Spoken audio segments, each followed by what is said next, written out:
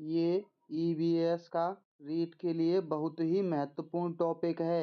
इस टॉपिक से पहले हम ईवीएस के सभी टॉपिकों की प्रैक्टिस कर चुके हैं। आज हम आखिरी टॉपिक पर्यावरण शिक्षा शास्त्र की प्रैक्टिस करने वाले हैं।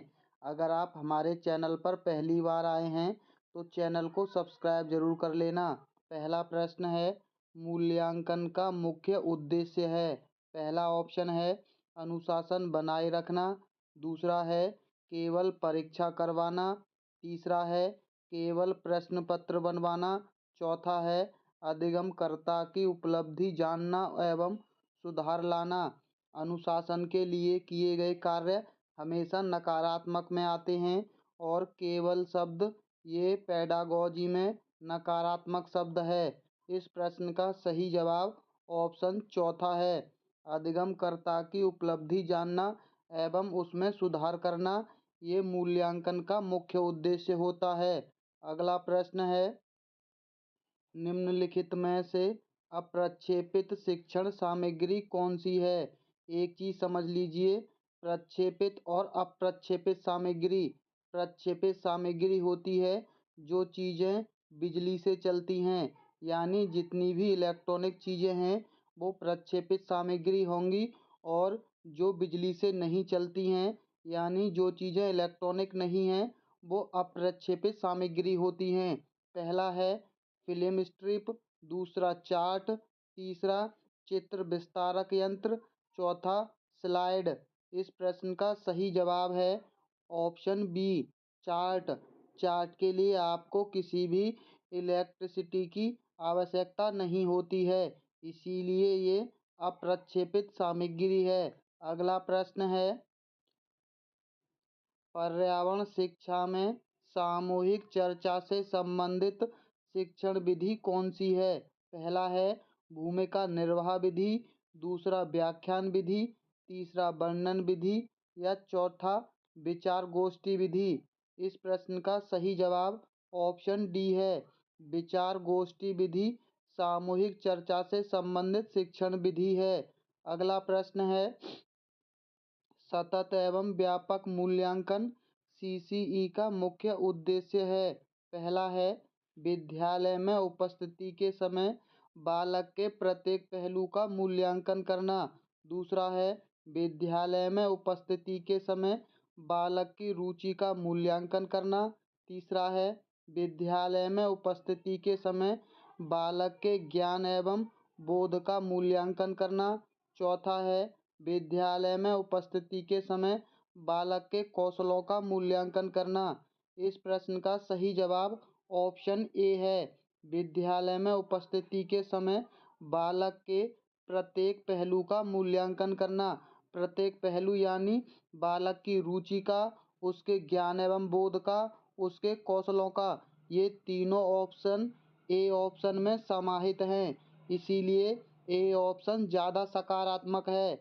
अगला प्रश्न है, पर्यावरण अध्ययन शिक्षण के दौरान विद्यार्थियों की शैक्षिक उपलब्धियों को देखने के लिए निम्नलिखित में से किस आकलन सूचक का प्रयोग नहीं किया जाना चाहिए। पहला है अवलोकन करना, दूसरा चर्चा करना, तीसरा प्रयोग करना, चौथा उपचारात्मक शिक्षण करना। इस प्रश्न का सही जवाब है ऑप्शन डी, उपचारात्मक शिक्षण करना। उपचारात्मक शिक्षण हम जब करते हैं जब कोई बच्चा अधिगम के समय सीखने में कठिनाई महसूस करता है, यानी पढ़ाई के समय अगर बच्चा कोई चीज़ अच्छे से नहीं सीख पा रहा है, उसे जो सिखाने की प्रक्रिया है उसे उपचारात्मक शिक्षण प्रक्रिया कहते हैं। यानी इसका प्रयोग हमें आकलन सूचक के अंतर्गत नहीं करना है। अगला प्रश्न है, निम्नलिखित में से कौन सी विशेषता अच्छे शिक्षण की नहीं है। पहला है अच्छा शिक्षण क्रिया आधारित होता है। दूसरा, अच्छा शिक्षण लोकतांत्रिक होता है। तीसरा, अच्छा शिक्षण मूल्य आधारित नहीं होता। चौथा, अच्छा शिक्षण सुव्यवस्थित, निश्चित और उद्देश्य युक्त होता है। इस प्रश्न का सही जवाब ऑप्शन सी है। सी कथन गलत दे रखा है। अच्छा शिक्षण मूल्य आधारित होता है, यहाँ दे रखा है नहीं होता, यानी सी कथन गलत है और हमसे गलत कथन पूछा है। ये इसकी विशेषता नहीं है। अगला प्रश्न है, सूचना संप्रेषण तकनीकी में सम्मिलित हैं। पहला, ऑनलाइन सीखना। दूसरा, वेब बेस्ड सीखना यानी वेबसाइट से सीखना। तीसरा, एडुसेट के माध्यम से सीखना। चौथा, उपरोक्त सभी। इस प्रश्न का सही जवाब है ऑप्शन डी, उपरोक्त तीनों सही हैं। अगला है, कौन सी प्रक्षेपित सामग्री है? ये हमने आपको बता दिया। इलेक्ट्रिक से चलने वाली चीज़ें प्रक्षेपित सामग्री होती हैं। बुलेटिन बोर्ड, OHP यानी ओवरहेड प्रोजेक्टर, प्रतिमान, प्लेन बोर्ड।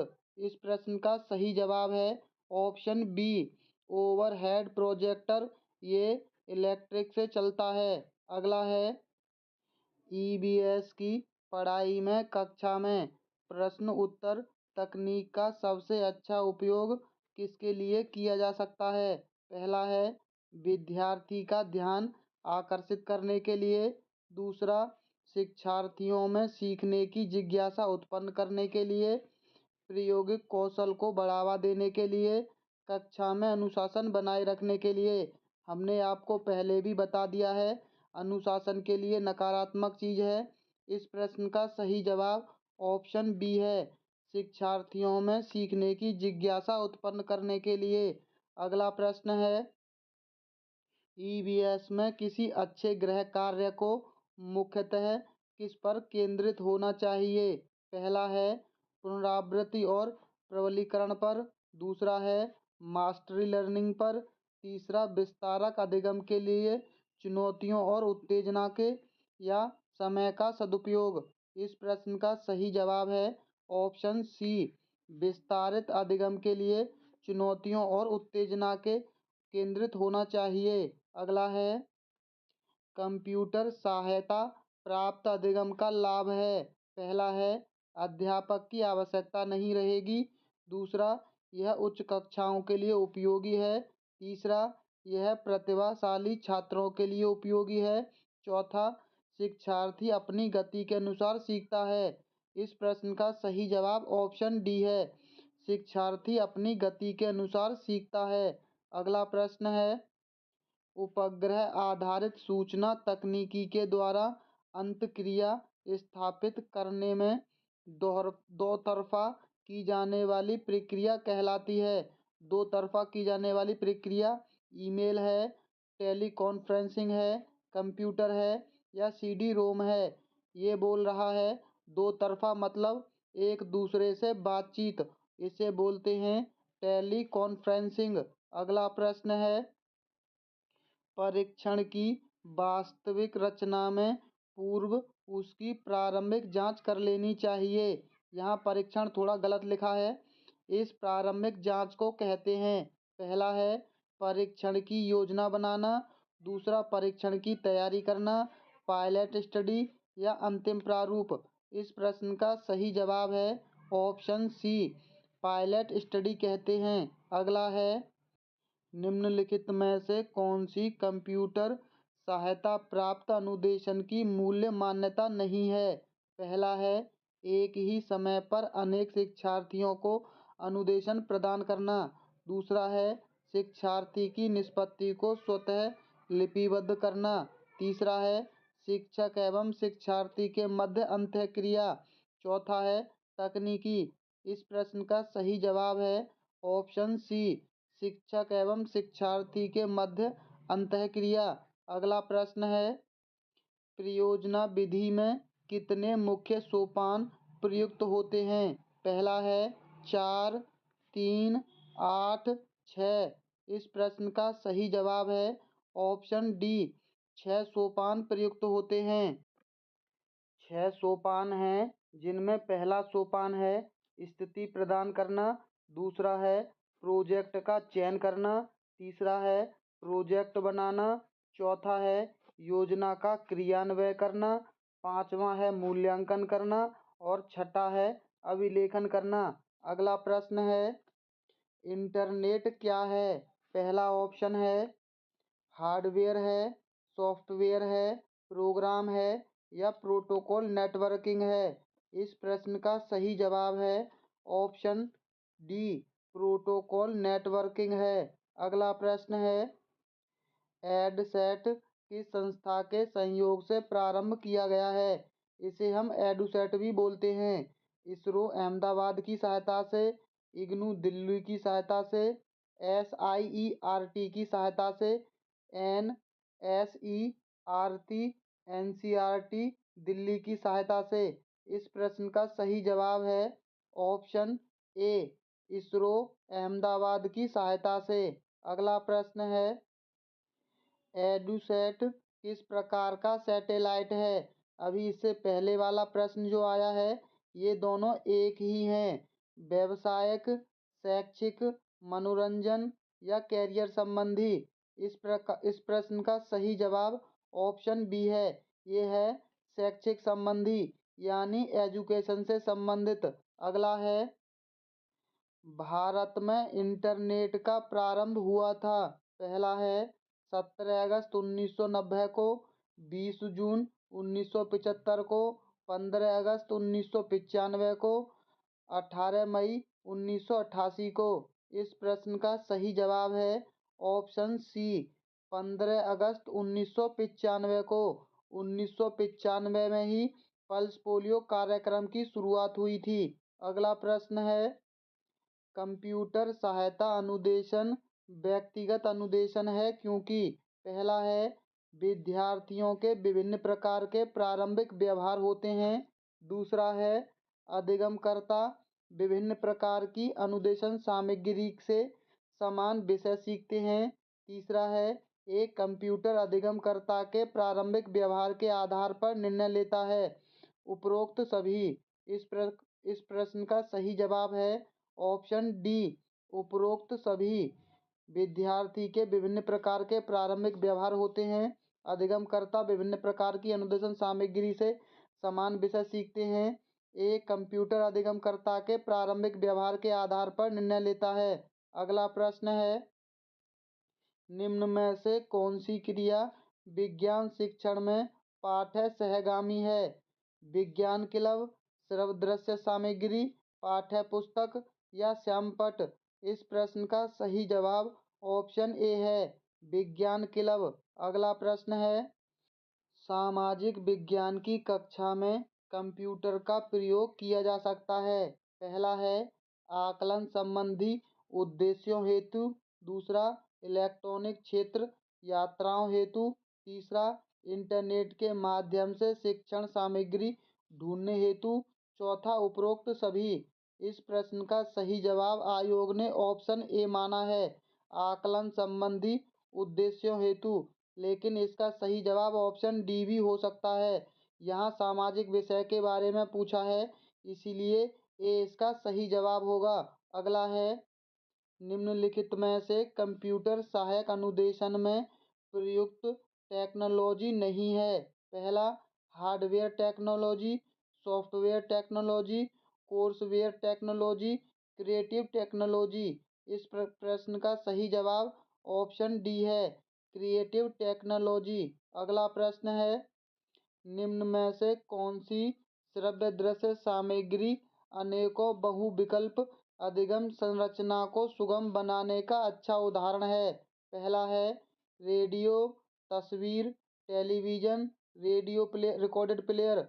इस प्रश्न का सही जवाब ऑप्शन सी है, टेलीविजन। यहाँ श्रव्य दृश्य सामग्री पूछा है। रेडियो श्रव्य सामग्री है, तस्वीर दृश्य सामग्री है और रिकॉर्डेड प्लेयर ये भी श्रव्य सामग्री है। लेकिन टेलीविजन है श्रव्य दृश्य सामग्री।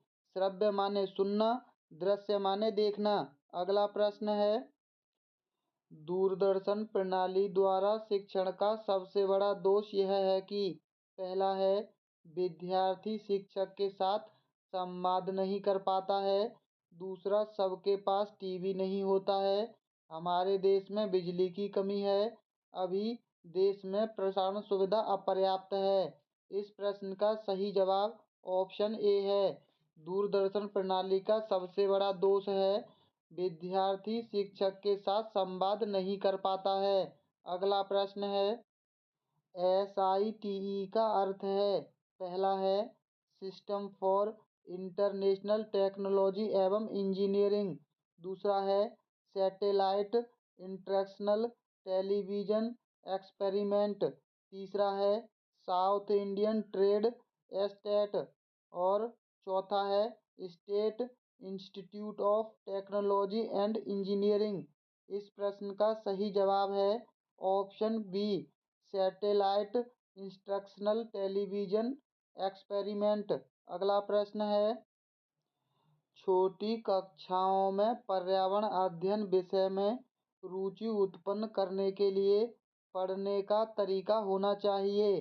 पहला है आगमन तरीका, मनोरंजक एवं खेल संबंधी, रटने का या निगमन का। इस प्रश्न का सही जवाब है ऑप्शन बी, मनोरंजक एवं खेल संबंधी होना चाहिए।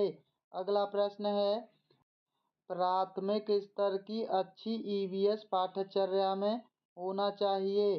पहला है पाठ के अंत में अधिक अभ्यास प्रश्न सम्मिलित करना, दूसरा अपने आसपास को खोजने के अवसर प्रदान करना, संकल्पनाओं की विस्तृत व्याख्या पर अधिक एकाग्रता, पर पदों की यथार्थ परिभाषा पर अधिक बल देना। एक चीज समझ लीजिए, व्याख्या और परिभाषा ये दोनों शब्द भी नकारात्मक हैं।